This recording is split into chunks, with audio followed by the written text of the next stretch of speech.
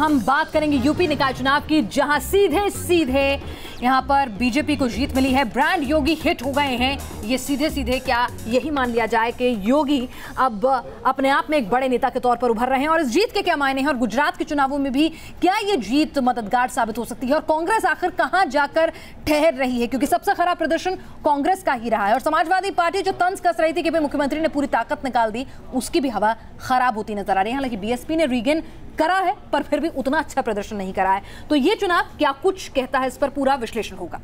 खास मेहमान जुड़ेंगे, उनसे भी बातचीत करेंगे, लेकिन पहले आपको एक रिपोर्ट दिखाते हैं कि किस तरीके से योगी आदित्यनाथ ने इन निकाय चुनावों में अपना दम दिखाकर बीजेपी को प्रचंड जीत दिलाई है।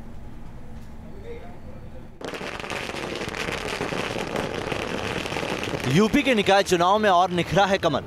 क्या है यूपी में निकाय चुनाव के नतीजों के मायने? क्या गुजरात चुनाव में भी दिखेगा यूपी का असर? सत्ता संभालने के बाद पहली अग्नि परीक्षा में योगी आदित्यनाथ का दम दिखा है। लखनऊ से लेकर तमाम बड़े शहरों के नगर निगम बीजेपी की झोली में आ गए। उत्तर प्रदेश नगर निकाय के चुनाव सबकी आंखों को खोलने वाला है। खासतौर पर जो लोग गुजरात के संदर्भ में बड़ी बड़ी बातें कर रहे थे, नतीजों से साफ है कि बीजेपी शहरी वोटरों की पहली पसंद बनी हुई है। निकाय चुनाव में बहुजन समाज पार्टी ने इस बार वापसी की है। चुनाव नतीजों से समाजवादी पार्टी और कांग्रेस खेमे में थोड़ी निराशा है। 2012 में भी समाजवादी पार्टी के लिए नतीजे अच्छे नहीं थे, और पार्टी के लिए 2017 में भी हालात ज्यादा नहीं बदले हैं।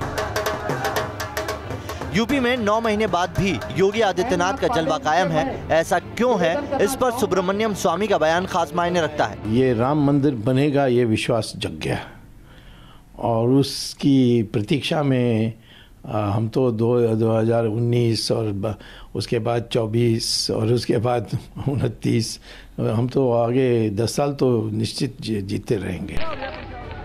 सुब्रमण्यम स्वामी इस जीत को राम मंदिर से जोड़कर देख रहे हैं। निकाय चुनाव को 2019 से पहले सेमीफाइनल के तौर पर देखा जा रहा था, और यहां तो योगी ने मैदान में विरोधियों को परास्त कर दिया है। Team news nation. तो उत्तर प्रदेश की खुद की राजनीति में, उस राज्य में, वहां पर पार्टी के तमाम बड़े नेताओं के बीच में, दो डिप्टी सीएम के बीच में, यहां पर ब्रांड योगी भी कितना मजबूत हुआ है, इस पर भी हम विश्लेषण करेंगे। हमारे साथ खास मेहमान इस वक्त जुड़ गए हैं। लक्ष्मीकांत वाजपेयी जी हैं हमारे साथ, एक्स प्रेसिडेंट हैं, यूपी बीजेपी के सीनियर लीडर हैं, मेरठ से जुड़ रहे हैं। मीम अफजल साहब हैं, राष्ट्रीय प्रवक्ता हैं कांग्रेस के। वंदना सिंह समाजवादी पार्टी से हमारे साथ जुड़ेंगे अब से कुछ ही देर में, और वरिष्ठ पत्रकार अभिलाष खांडेकर भी हमारे साथ इस वक्त जुड़ चुके हैं। लेकिन सबसे पहला सवाल मीम अफजल साहब आपसे ही होगा मेरा। जीत की बधाई लक्ष्मीकांत वाजपेयी जी को मैं दे दूं, लेकिन उससे पहले सवाल आपसे करूंगी। योगी जी ने कहा है जो निकाय चुनाव नहीं जीत पाए वो गुजरात के खाक जीतेंगे, जवाब दीजिए।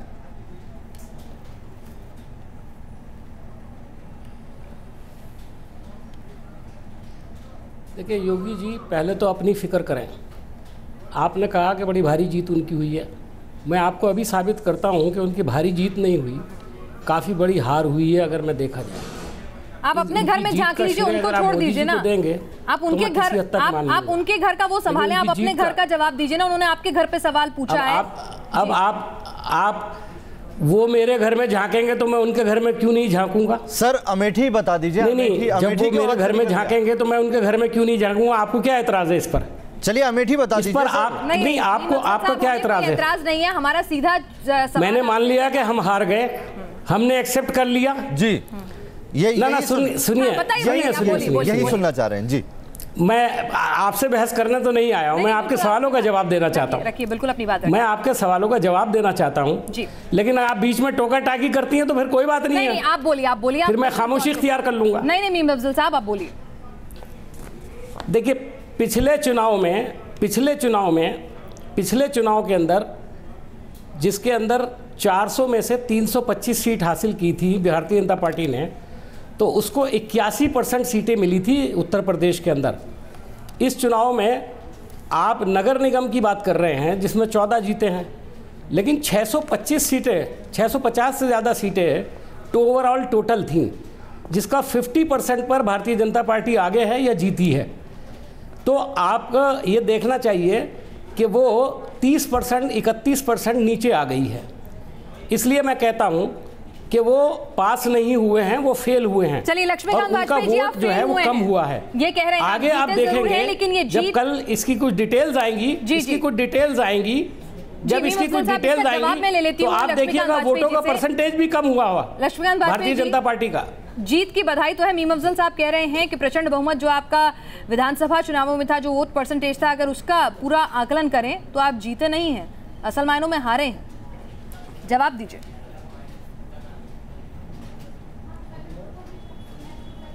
बधाई के लिए तो आपका धन्यवाद, मीम अफजल साहब की सलाह के लिए उनका आभार। लेकिन मैं एक बात पूछना चाहता हूं कि मीम अफजल साहब ये बताया कि लोकतंत्र में सिर गिने जाते हैं, प्रतिशत का नंबर बहुत बाद में आता है। 16 नगर निगमों में से 14 नगर निगम भाजपा ने जीते हैं। इसको भी अगर मीम अफजल साहब जीत नहीं मान रहे तो कांग्रेस का सुपड़ा साफ हो गया, उसको जीत मान रहे हैं क्या?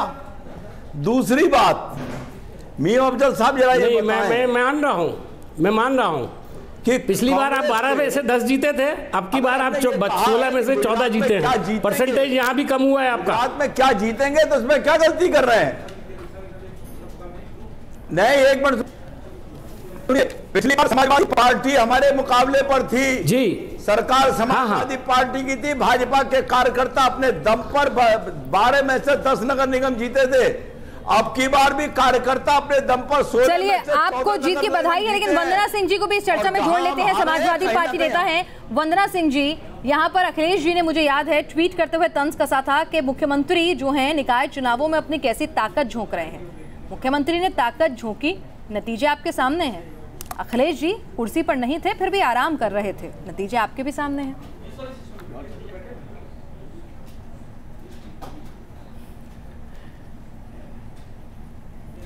पहले तो मैं अपने भाई साहब को, वाजपेयी जी को बधाई देना चाहती हूँ और भाजपा को उनकी जीत के लिए, और समाजवादी पार्टी इसका खुले दिल से स्वागत करती है। जनता का जो जनादेश आया है, और मैं उम्मीद रखती हूँ कि ये अपने वादों पर खरे उतरेंगे, जो भी इन्होंने वादा किया है, जो भी इनका मैनिफेस्टो रहा है इन इलेक्शंस में। लेकिन साथ ही मैं ये भी पूछना चाहूंगी भाई साहब से, यहाँ पहले जो मैंने पूछा है उसका जवाब तो दीजिए। भाई साहब से बाद में पूछ लीजिएगा। यहाँ पे भगवान राम लड़े हैं, अयोध्या लड़ी है यहाँ पे चुनाव। वंदना जी, आप सपा से हैं, आप सपा से कहां तक लड़े? आप इन नतीजों को कैसे देखती है? सपा कहां स्टैंड कर रही है आज? अखिलेश जी तंज कस रहे थे कि वो प्रचार क्यों कर रहे हैं मुख्यमंत्री जी। क्या अखिलेश प्रचार करते तो स्थिति बेहतर होती? हम आज भी दूसरे नंबर पे हैं, जहां पे देखिए, ये तो हमें शुरू से ही पता था, जहां तक शहरी इलाके हैं वहां पे बीजेपी का ट्रेडिशनल वोट बैंक रहा है हमेशा। लेकिन अब तो उन्होंने जो, अब आप आइए, परिषद पे हम अभी भी हैं, लड़ाई में हम अभी भी हैं, दूसरे नंबर पे हैं। ऐसा नहीं है कि हमारी सफाई हो गई और किस तरह से उन्होंने अपनी पैठ बनाई है उसको भी आप इनकार नहीं कर सकते। पहली बार बीएसपी आपसे बड़ी पार्टी बनकर उभरी है और आप कहीं दिखाई नहीं दे रहा। आप जी अभिलाष जी, आप बताइए, ये जो चुनावी नतीजे हैं, ये चुनावी नतीजे गुजरात इलेक्शन पर कुछ इम्पैक्ट डालते हुए दिखाई पड़ रहे हैं आपको? निश्चित रूप से जिस तरीके से उत्तर प्रदेश में बिल्कुल सुपड़ा साफ कर दिया और कांग्रेस मुक्त उत्तर प्रदेश दिखा दिया उन्होंने मॉडल, तो मेरे को समाजवादी पार्टी से भी ये पूछना है और कांग्रेस के नेताओं से भी पूछना है कि इनको वहाँ पर मेहनत करने से किसने रोका था? आज इनकी ये हालत हो गई है, उसके कारण ये कह रहे हैं कि उन्होंने बहुत ताकत लगाई, मुख्यमंत्री इतनी बार क्यों गए? तो मुख्यमंत्री का काम है अपनी पार्टी को जिताना, उन्होंने अच्छा काम किया। लेकिन अखिलेश यादव घर पे क्यों बैठे रहे? और राहुल भी वहाँ अमेठी भी नहीं जिता पा रहे हैं, तो निश्चित रूप से उसका परिणाम गुजरात में पड़ेगा ही। लोगों को लग रहा है कि इतनी पुरानी पार्टी। राहुल तो घर पे नहीं बैठे, राहुल ने अमेठी नहीं देखी, घर छोड़ दिया और उसका खमियाजा भी भुगता। मीम साहब, क्यों हारे अमेठी में, क्यों हारे? देखिए, राहुल जी को जो ज़्यादा ज़रूरी काम था वो आज भी कर रहे हैं और कल भी कर रहे थे। मैं आपको बताऊं, निकाय चुनाव के अंदर कभी बड़े लीडर नहीं आते। ये बड़े लीडर सिर्फ एक ही आए वहाँ पर, और उनका नाम है योगी जी। चूंकि उनको पूरा डर था कि वो चुनाव हार सकते हैं, इसलिए उनको खुद उतरना पड़ा। बड़ा छोटा नहीं होता है, जनता का चुनाव होता है। जनता का भरोसा जो जीतता है लीडर, तो वही होता है ना मीम साहब, उसमें बड़ा चुनाव तो सारे बराबर होते हैं। तो इससे पहले आपके कितने नेता निकाय चुनाव में आए हैं? वाजपेयी जी, कितने नेता आपके इससे पहले चुनाव में आए हैं? वाजपेयी जी पहली बार ही तो आए, उससे पहले कितने आए थे? अटल बिहारी वाजपेयी आए थे, अडवाणी जी आए थे कभी? सर मीम साहब, लक्ष्मीकांत जी वाजपेयी जवाब दें, लेकिन मैं एक बात यहाँ पे डाल दूं, वापस 80% आ जाते हैं। प्रधानमंत्री नरेंद्र मोदी हमेशा जब तक गुजरात के मुख्यमंत्री थे निकाय चुनावों में रैलियां करते थे। मीम शिवराज सिंह मध्य प्रदेश में जाते हैं हर निकाय के चुनाव में। इसमें गलत क्या है? अगर मेरी पार्टी मजबूत होती है, ग्राउंड लेवल पे मैं जुड़ती हूं, तो गलत क्या है? पुस्तिका में लिखा है लड़ा था।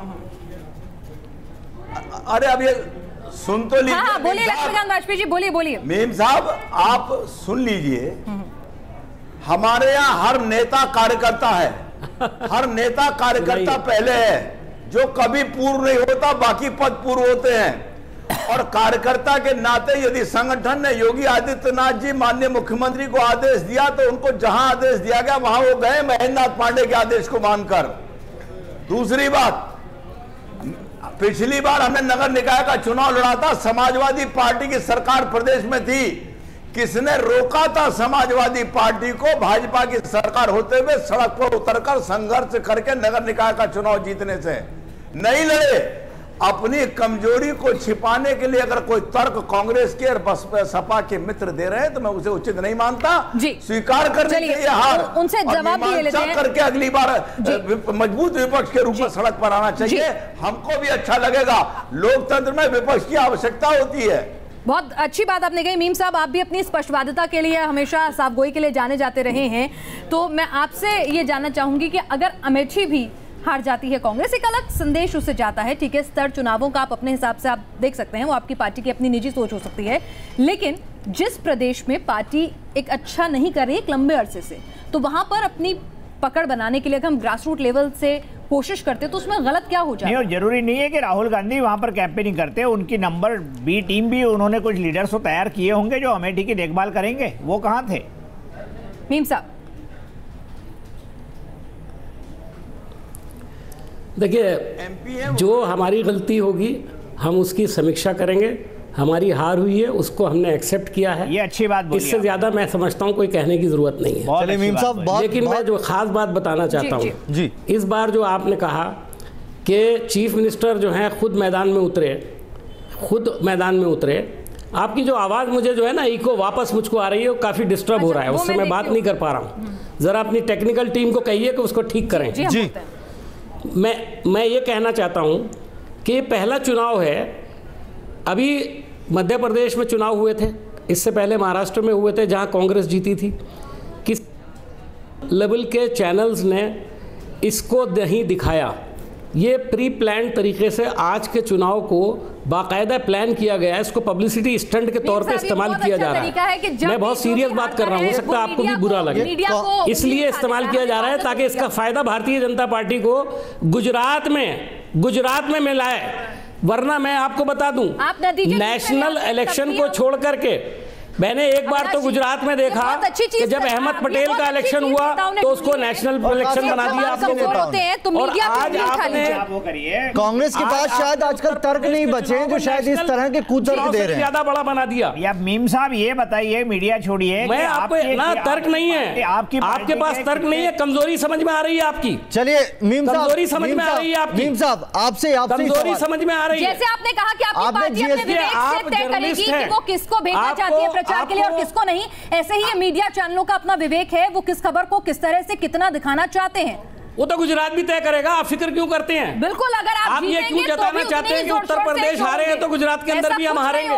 ऐसा आप ये क्यों साबित करना चाहते हैं? बिल्कुल नहीं साबित करना चाहते। हम तो सवाल पूछ रहे हैं आपसे सवाल यही पूछ रहे हैं कि जीएसटी में मैंडेट है। बताना चाह रहा हूँ मीम साहब कि मध्य प्रदेश में अब मैं सवाल ही में जवाब दे रहा हूँ आपका। मध्य प्रदेश में मैं आपको सवाल का जवाब दे रहा हूँ। मध्य प्रदेश में मैं बहुत ईमानदारी से महसूस करता हूँ मध्य प्रदेश में विधानसभा का आपके लिए बाकायदा इस साजिश में शामिल है कि उत्तर प्रदेश के चुनाव को लेकर के जहां हम चौथे नंबर पर पहले भी थे और आज भी हैं, उसको लेकर के आप गुजरात में प्रोपेगेंडा करेंगे हमारे खिलाफ। राहुल गांधी से भारतीय जनता पार्टी कितनी खौफजदा है, ये जरा और सुन लीजिए आप। अगर आप ये नतीजे अगर कुछ और होते तो आप बड़े खुशी खुशी हमारे साथ बैठ के ये चीजें शेयर कर रहे होते। अब नतीजे उल्टे आए हैं तो आपकी भाषा उल्टी है। मीडिया उतनी ही पुरजोर तरीके से खबर दिखाती है। यही मैं कहना चाह रहा हूँ कि पंजाब का चुनाव भूल गए आप। मध्य प्रदेश के उपचुनाव में अभी 10 दिन पहले चित्रकूट में कांग्रेस जीती है, और देश के सारे अखबारों ने, टेलीविजन मीडियम ने उसके बारे में सब कुछ बताया है कि कांग्रेस किस तरीके से उपचुनाव जीती है मध्य प्रदेश में 12 साल की भाजपा सरकार होने के बाद भी। तो आप मीडिया पे ऐसे आरोप मत लगाइए, आप ये जाकिए अपने गिरेबान में जाकिए कि कांग्रेस ने क्या किया उत्तर प्रदेश में, उसके बारे में आप बता सकते हो। कांग्रेस का कोई लीडर कैंपेन करने के लिए गया नहीं और उसके बाद नतीजे आते हैं तो आप कोसते हैं मीडिया को। और ये सच्चाई है कि जीत के साथ सब खड़े होते हैं, हार का कोई साथी नहीं होता। चलिए, तो फिलहाल आप सभी इस चर्चा में शामिल हुए, आपका बहुत बहुत शुक्रिया।